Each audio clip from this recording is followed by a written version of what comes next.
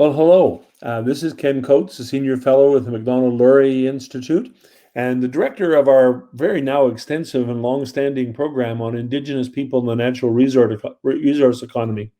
Over the last year or two, we've been doing a lot of emphasis on the oil and gas sector and asking some deep questions about the level and nature of Indigenous involvement. We know on the political side, we hear a lot of protest from Indigenous communities and individuals, but we also know there's an awful lot of Indigenous communities that have found a way to reconcile their interests with the oil and gas sector. And we're interviewing a series of people across the country who are deeply involved with the industry to find out sort of what's working and what's not working. We give them an opportunity to sort of share their ideas on the successes and failures of the sector, and to help us collectively chart a path forward. So I'm absolutely delighted to have with us today Karen Ogen-Toews, who's actually, we're talking to her from Chilliwack, British Columbia today. Karen, how are you doing today? I'm doing very well. Okay. Well, wonderful, Karen. Great to have an opportunity to speak to you. This is really, really kind of you. How long have you been interested in and involved in the oil and gas sector? Well, I think I'm a former chief of my nation with Sowetan First Nation from 2010 to 2016. And it was then that we began our initial negotiations with Coastal GasLink with our nation. And yeah, so we negotiated our deal and signed it off back then in probably 2014-15.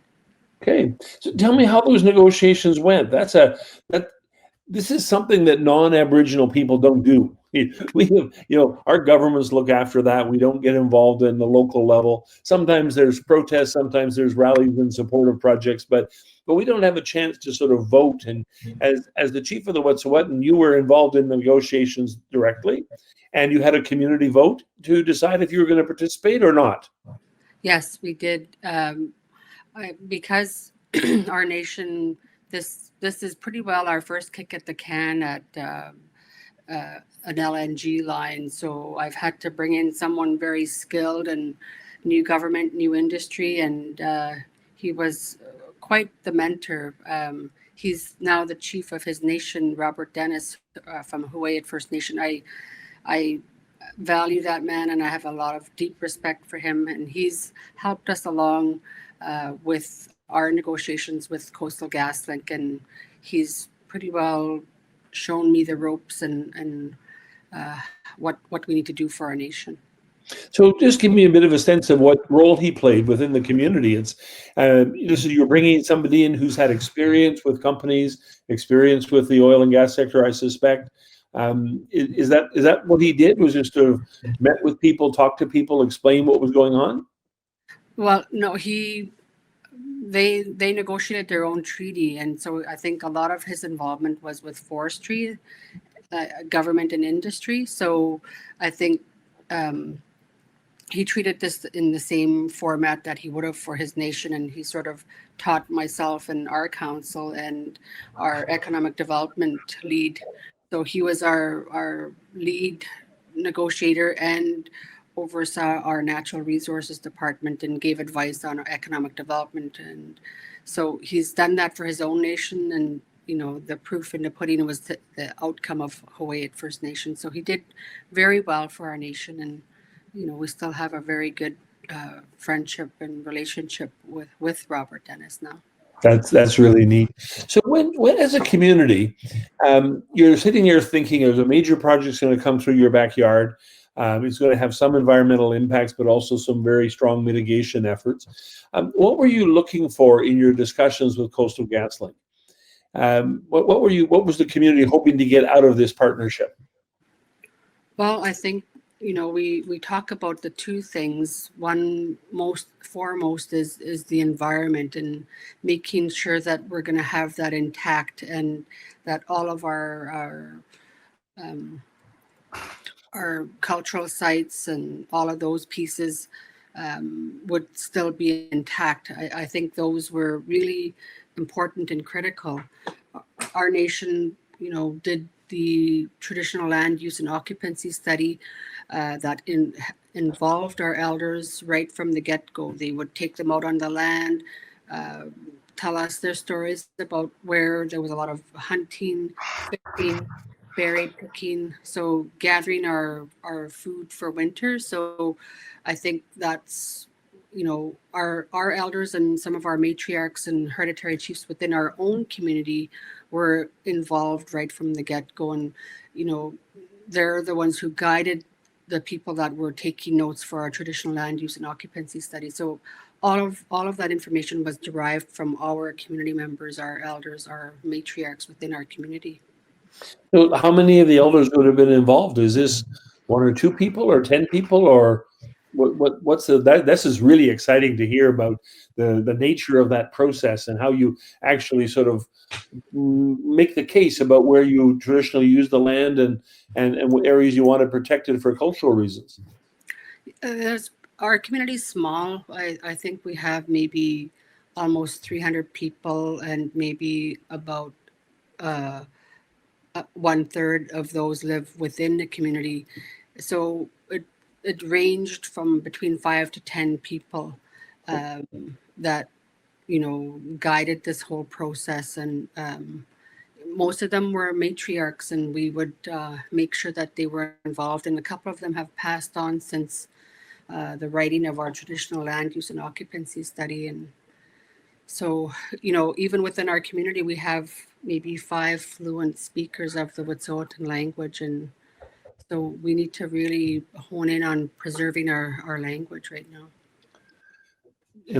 Karen, that always makes me so sad to hear, this realization that this language that was so rich and so valuable for thousands of years would be at risk. But it must be very good for the community to have that traditional land use study available. Yes. And then, so the other piece to that was, the environment. Like, we wanted to make sure that projects going through our territories were responsible in every way, and making sure that consultation was happening across the board. And the other piece to that was, being the chief, you're faced with multiple files. It's everything under the sun: health, education, um, economic development, natural resources, roads, water, sewer. We are like a municipality, but we don't have the financial resources and even the staff to sort of the capacity to oversee all of those programs within our nation. And so, either we continue to maintain the status quo and keep doing the same job, managing poverty day in, day out, or try to find a different path, a new path forward. Even though we are still under the Indian Act, it's a colonial construct. We know that.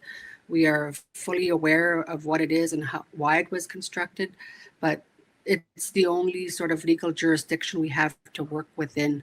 And so we have to try to find a way forward under that. If there was a better governing system, if we had our Wet'suwet'en hereditary system and some governance system, I think that would be a really good path forward. That way it's inclusive, it's respectful, and we want to find a path forward for our nation. So we want to do that economically. And how do we do that? And so, because we're up in the north, we don't have prime land. Like our community in particular, we were moved onto swampland. We could only build maybe 8 to 10 houses, and those houses were filled with mold. And so we had to get some more land so that we could build more homes. But just our situation it was bleak. Trying to find good places to build homes, that was our issue. And when forestry was really high, doing really well, we still weren't prospering like we should have. So there's something wrong with this picture when, Canada is seen as a country that has natural resources, wealth, but yet we still have First Nations living in poverty. So, in my view, it's up to the leadership, it's up to Canada, it's up to the provinces to start ensuring that First Nations are at the table at every step of the way, whether it would be major projects and finding ways and means for them to be a part of this whole economic process. And, we talk about economic recovery, we talk about economic reconciliation. We need it to be meaningful on the ground. And, the only way we can tell if we're getting up to standard with the rest of society is when we have clean drinking water. All of those pieces. We have better housing, no overcrowding, no mold issues, funds to build a house. We need to make sure that we're doing our due diligence on our end, making sure that our needs are met within the community. And one of the pieces that still needs to continue further education within our community is, what is the UN Declaration? What does that mean to us? It's basic human rights. And you see the disparities with First Nations across Canada, like in child welfare, health, education. You see all of those gaps that need to be filled. And until, we get there, it's a process. I was talking the other day about, it's going to take 7 generations for us to sort of overcome all of the atrocities. Like yesterday was Orange Shirt Day. It's creating that awareness about what residential schools really has done to our people, and people just with a flip of a switch, like, get over it. When you think about trauma, that's intergenerational trauma that's been passed down. So now we need to switch gears and turn it towards healing. And how do we get there? So that's sort of the things that, leaders face on a day-to-day basis. And, yeah, for our community, I think we mentioned this before about how we set up the 4 pillars to sort of try to eradicate some of those issues within our community. Yeah. We had a housing pillar. If we get any own source revenues, money goes into there and we can, build our own homes, not wait for government funds, which is very little. We get subsidy funds, which you can't build much with that. Education and training. If that's one of our keys to success, if we can find ways and means of educating our people, and whether it be in trades and training, post-secondary, we need to build capacity within our own community. And that's huge. And right now with the pipelines, we got funds from industry, we got funds from the province, but I think it still needs to be a coordinated effort where we continue to keep that door open, have a revolving door of training people and making sure they're on the path to a red seal ticket. Yeah. This is an opportunity for us to make things right and to do things right on the ground. And, I still see that as an opportunity yet. The other 2 pieces were health and wellness. Like I said, it's going to take 7 generations for us to start that healing process within our communities. So health and wellness is one of the pillars that we want to promote, is to start our people on their healing journeys and start to get well.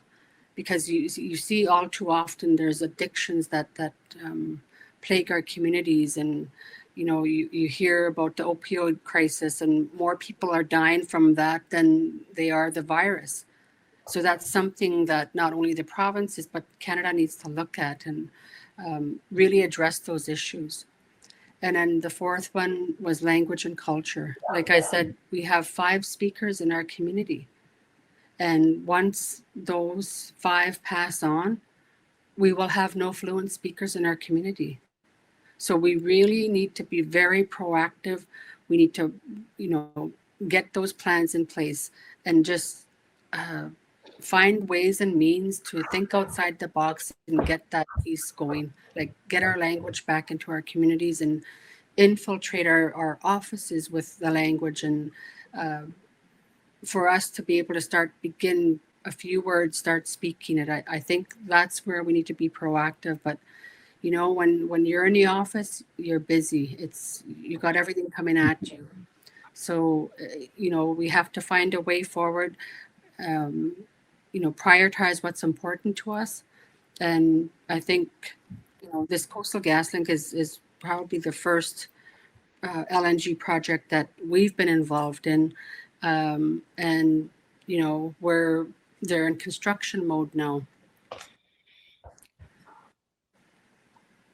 So I think, you know, we're still dealing with TC Energy now. There's been changes within their company. Um, you know, I sit on council for my nation now, and I hold the energy portfolio and the economic development portfolio. Those were the portfolios that I held when I was the chief, and I still see those as important and critical files that we need to keep in the forefront. Those to me, I view them as our front wheel drive. That's what's going to move us forward. That's what's going to push us forward. If we play our cards right, we do our jobs on the ground, do our due diligence, then, you know, we can potentially be on our way to be managing prosperity, but we're not there yet. And, you know, part and parcel with our agreement with Coastal GasLink was the whole employment and training side. I think right now we don't have any figures in terms of how many of our people are working on the line. Well, we need those statistics. We need to prove that the company is doing their utmost in making sure that our people are on the line. And if not, then, you know, keep that employment and training piece going, keep those doors open, promote red seals within our community. I think just because the project's in construction mode, that doesn't mean we stop the employment and training. That still needs to go. The other piece that, which was a buy-in for us, was when we were told, well, you'll not only have your project agreement where you'll have, you know, when final investment decision hits, that you'll get a lump sum of money. And once the pipe is in the ground, we'll get legacy payments for up to 25 years. There was other opportunities which we thought were quite unique for our communities, which again pushed the employment and training piece, making sure that we, you know, scan every possible way that our people can be employed. And the other piece was the procurement opportunities. You know, we were told that we will get joint venture partnerships, businesses. So we partner with a business and we bid on contracts on the line. Well, we need that. Like right now is the time that we need that on the ground even more so. You know, the 21st Nations, I think, just from my point of view, I think Haisla has the port, and so they're doing pretty well for themselves. And I think the Northeast, this is not their first oil and gas game. They've been involved with this since the 1950s. So they know the ropes, they know how to negotiate their deals, they know what they need to do for themselves. And you have businesses, they have their own Aboriginal owned businesses up there that are getting contracting opportunities. But I think the nations in the midstream are the nations that you know, haven't really, from my perspective, need to sort of hone in on those expertise on with their economic development arms and gaining access to actual contracts on the line. I think that's where we're at right now, and I think that TC Energy needs to continue on with that and scour every opportunity for First Nations to be on the line, to make sure that there are joint venture partnerships with the Indigenous communities and making sure that there's a meaningful benefit coming back to those communities. I think it's one thing to say, oh, well, we have 867 million of procurement opportunities going to Indigenous people. Well, from my perspective, that could be misleading. That could be saying, people could be thinking, oh, 867 million, those nations must be pretty rich. That's not the case. A majority of those funds are going to the companies, to the businesses, and we get a fraction of it.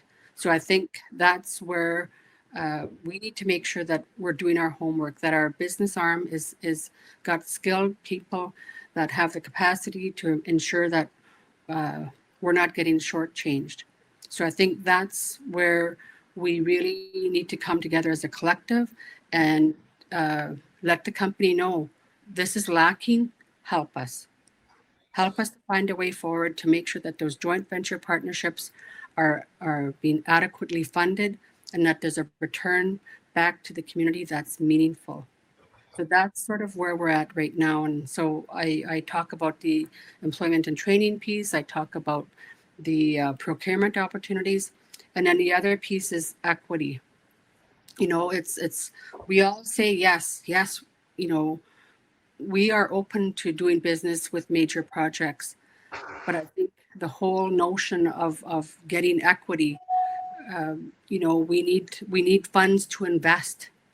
And so until we get there, we're not there yet. And so that's something that we aspire to get. And our nation was part of the Major Projects Coalition that's helped to get our nation to the table to get equity ownership. And I think I think that more can be done. I think more nations need to be hone in on the economic development. I think we need to continue to build the capacity within our communities, people with business degrees. And that was one of the reasons why I went back to school. It's one thing to know what your community needs, but how your community is going to get that. So I enrolled into SFU, Simon Fraser University, and I'm started my Master's of Business Admin in the Indigenous business leadership sector. So I'm really, that's my passion, is to make sure that our people are prospering economically. Yeah. And that's what I want. That's what I want to see. And we need to do it meaningfully. Karen, that was an absolutely brilliant description of both the challenges and the opportunities. And I love the way you put these things together. We tend to take the idea of a pipeline or an oil project or whatever natural resource project of any description, and we see it in isolation. Do you want to do this or not want to do this? What you've done so brilliantly is to say this is the pipeline is a tool, but we actually have as a society that has economic, social, and cultural needs. And we can use the pipeline and our engagement with the pipeline to address some of those needs.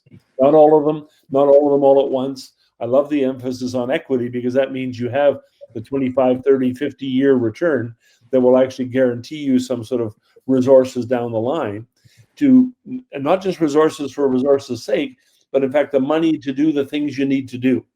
And I think very often outsiders forget the importance of housing, the importance of capacity building, the importance of health and wellness. That's really excellent. So help me with this puzzle. If you asked most Canadians about the Wet'suwet'en, they would say, "Oh yeah, that community opposes oil and gas development, and we're standing in solidarity with them. We're trying to close down Coastal GasLink and close down the pipeline." But you've just described the community that was consulted extensively, voted in favor of the project, decided to participate, is participating. And you also described a community that wants more engagement. You want to maximize your return as much as you possibly can. So how do you reconcile these two images? The one you described, which is the one on the ground, and the one that sort of comes out of the media that says the Wet'suwet'en are opposed to this project.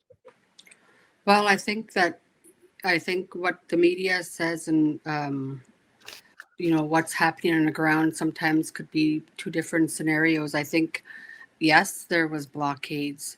There was a faction of Wet'suwet'en people that were opposed to it. And you know what, I would have to say that with any sort of project, there's always going to be opposition. Yeah. And, you know, from my perspective, what would be ideal is for our Wet'suwet'en people to reconcile our differences, because until we do that, our people are fractured right now. And it's up to the Wet'suwet'en to sort of deal with the Wet'suwet'en issues on the ground. And you know, there seems to be a bit of a divide with the hereditary chiefs, some of the hereditary chiefs, and some, because there are some hereditary chiefs within our communities that support the project, but you're not hearing their voices. And I think that you know, the issue in front of us was we could oppose this project, or we could say yes to it, but there's conditions to the yes. You know, when I think about our area, there was a line put in, a PNG line put in the 1950s. What people don't know is that there's pipelines going all throughout this country that were put in the 1950s while they were putting us on reserves and putting us into residential schools and scooping up our kids. They were building pipelines because, from my perspective, it was where the Indians are in a way, and we got to put them somewhere until we get these projects built. So I think that was probably the wrong approach by, you know, putting the Indian Act over us and constraining us to be who we are as Indigenous people, the people of this land. Yeah. And, you know, had they had any thinkers that would, you know, well, how about we just work with them? How about we not put them into these schools? How about we leave their kids at home with them? How about we help them build capacity to work with us so that their communities can thrive in you know, mainstream economy? So I think, you know, had those things been done, would we be here today? You know, I've was given the privilege and opportunity to travel internationally and go to different countries. Why some of these countries want our natural resources like the forestry, the oil and gas, and mining, because they don't have it.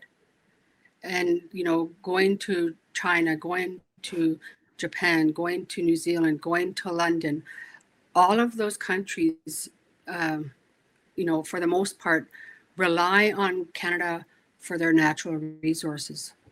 So, you know, when we look at the wealth of Canada and its potential and what we can do to help other countries, and, you know, especially when we talk about global emissions, you know, like China, for example, we look at their global emissions, and if we can get cleaner energy to them, which LNG is, aside from coal, it's going to bring down those global greenhouse gas emissions quite significantly. So if we're really talking about the global environment, then that's where we can hit one of those targets and decrease it. But I have to say that, you know, if I had to really sum up some of my visits to these countries and seeing why they want our resources, I think we're at a place where Canada can, you know, grow up and stand on our own 2 feet, just like how the Indigenous people want to do it, and start to get their product to market. But you can't be extracting these resources without Indigenous involvement. You know, when we say that we've achieved economic reconciliation, that's when we can say Canada's done their homework, Canada's done their due diligence, but we're not there yet. We still have to get the UN declaration legislated. And, you know, from what I'm seeing is that a lot of industry and businesses are afraid of it. And I think that it's something that needs to be learned, something that needs to be, you know, all people, even our own people, need to be educated on it so that we understand what it means and what it means to us on the ground. I think those are critical. And when from my perspective, when we've achieved economic reconciliation means that we will have drinking water. You know, we've closed those gaps to education, health, housing, all of those issues. and that we would be better off. Our stats won't be so high. And I don't know when we're going to get there. But like I said, it's taken generations for us to get to this place. It's going to take 7 generations more to begin that healing process and to start building capacity. And, I get excited, with this MBA program and how many of our people are getting educated. It's just phenomenal. There's people within this program from across the country with vast experiences, and it's quite overwhelming, and it's really positive. I want to try to look at the light at the tunnel that we can overcome these issues in Canada, and but we all need to work together in a collaborative effort with our Indigenous people here in the province, across Canada, and industry, and making sure that not seeing Indigenous people as a threat, not seeing the UN Declaration as a threat, but to find ways to build capacity with Indigenous people. I think that's where it's at.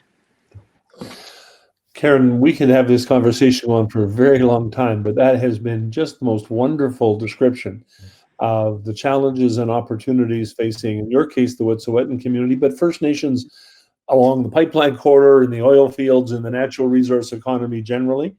I must tell you how much I admire your passion and commitment. I think you understand the issues so brilliantly. And the fact that you bring such passion and enthusiasm to this ongoing project. The project isn't the pipeline. The project is the renaissance and re-empowerment of Indigenous people. It's recreating health. It's recreating the re-strengthening the culture. Yeah. You described this for us very, very well. And it's so important for Canadians as a whole, I think, to sort of stand back, pull way back from these individual debates about this pipeline or that pipeline or this oil or that oil, to actually look at it in a much broader context. So Karen, thank you very much for being with us today. This has been a fabulous interview. I've been speaking with Karen Ogen-Toews, who is the president of the First Nations LNG Alliance, a former chief and current councillor of the Wet'suwet'en people in northern British Columbia, and one of the most wonderful advocates for Indigenous revitalization. I'll tell you personally, Karen, that I find your account inspirational. It's the kind of thing that motivates me to try to do the kind of work that we do at Macdonald-Laurier Institute and elsewhere. And the way in which you see the opportunity with oil and gas and natural resources, but also the challenges. You're not automatically saying yes to anything. You're making sure the environment is protected, the jobs are created, the opportunities are sort of realized. You've done a great service for us today. Thank you very, very much for speaking to us today. Thank you for having me, Ken, and I appreciate the interview and helping us get the message out. Masai. Masai.